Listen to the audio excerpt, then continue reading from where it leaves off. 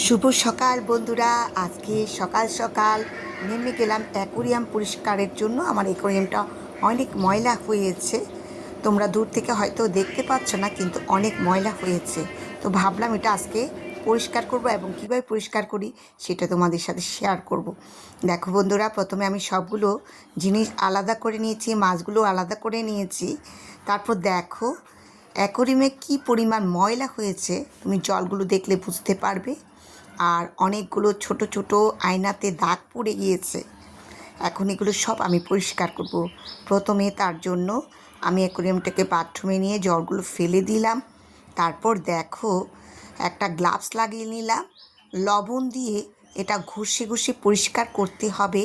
এখানে কোনো প্রকার ডিটারজেন্ট বা হুইল পাউডার ব্যবহার করা যাবে না। খুব সাবধানে আয়নাতে আলতো হাতে ঘষে ঘষে পরিষ্কার করতে হয়।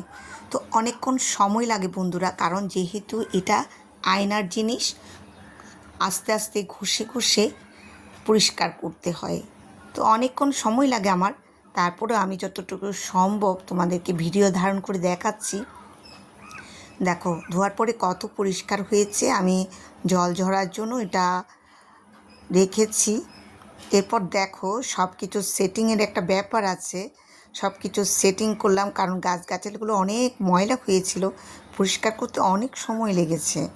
তো দেখো আমি সবগুলো পরিষ্কার করেছি, জল দিয়ে দিয়েছি। এবার দেখো ওই যে নীল নীল কতগুলো কালার দিয়েছি, যাতে জলটাকে দেখতে সুন্দর লাগে। তো একটা অ্যাকোরিয়াম পরিষ্কার করতে কত সময় লাগে দেখো, কিন্তু শৌখিন জিনিসের জন্য মানুষ কতই না কষ্ট করে, তাই না বন্ধুরা? দেখো এরপর লুকটা অনেক সুন্দর লাগছে, তো ভাবলাম তোমাদের সাথে একটু শেয়ার করি।